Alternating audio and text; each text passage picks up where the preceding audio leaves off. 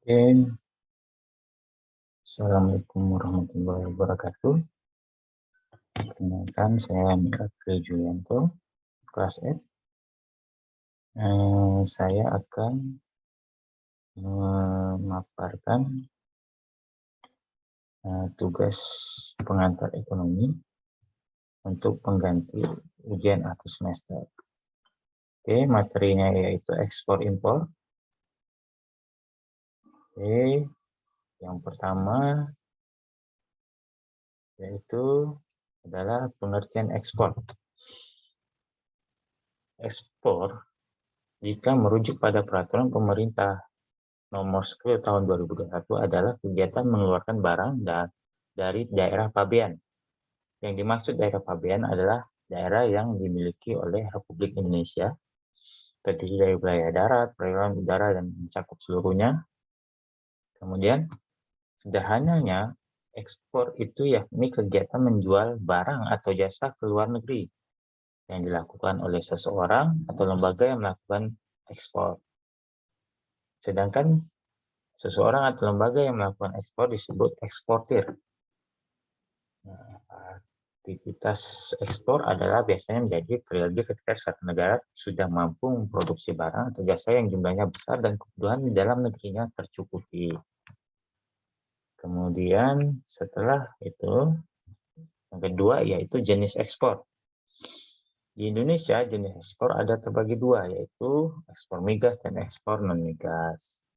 Komoditas migas seperti minyak, bumi, dan gas. Sementara non-migas seperti hasil-hasil pertanian, perkebunan, kehutanan, peternakan, dan lain-lain. Kemudian untuk yang ketiga, pengertian dari impor. Impor jika merujuk pada peraturan pemerintah nomor 10 tahun 2021 adalah kegiatan memasukkan barang ke dalam daerah pabean.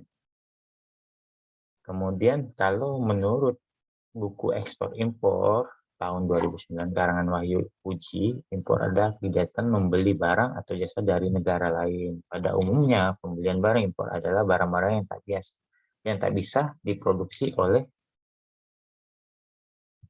dalam negeri tersebut. Orang atau lembaga yang mendatangkan barang impor disebut importir. Salah satu alasan mengimpor barang adalah karena mendapat keuntungan. Keuntungan diperoleh karena barang impor yang dijual bisa lebih murah dibanding barang jasa yang sama yang diproduksi di dalam negeri. Kemudian keempat, alasan melakukan impor.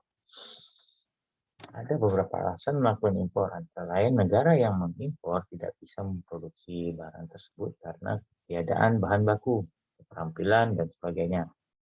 Kemudian yang kedua, negara pengimpor biasanya memproduksi barang itu sendiri, namun biayanya lebih mahal, yang nantinya akan membuat harga barang yang dijual lebih mahal. Ketiga, negara pengimpor sudah bisa menghasilkan sendiri, namun tak mencukupi untuk memenuhi permintaan di dalam negerinya.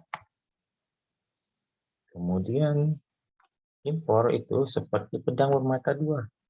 Bisa memberikan manfaat, namun juga bisa menimbulkan kerugian. Kenapa?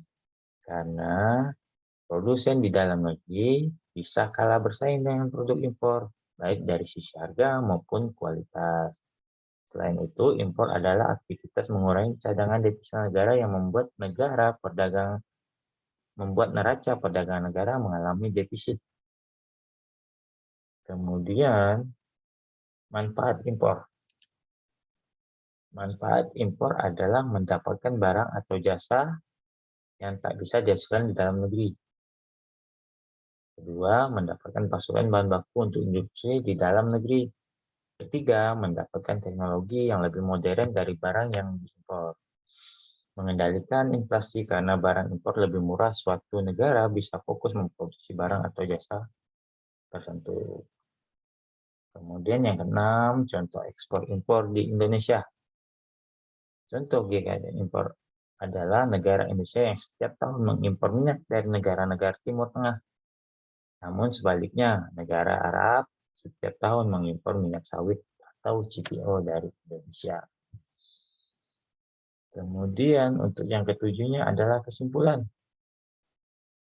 Kesimpulan dari penjelasan di atas adalah Hingga saat ini tidak ada negara yang bisa benar-benar mandiri tanpa membutuhkan barang atau jasa dari negara lain. Artinya, kegiatan ekspor impor adalah perdagangan antara yang tak mungkin bisa dihindari karena sangat diperlukan oleh masing-masing negara. Setiap negara itu tidak bisa memproduksi barang sesuatu, maka dia harus mengimpor dari negara lain. Oke, sekian dari penjelasan dari saya untuk mata kuliah pengantar ekonomi dosen Ibu Pola. Saya akhiri, wassalamualaikum warahmatullahi wabarakatuh. Salam sejahtera.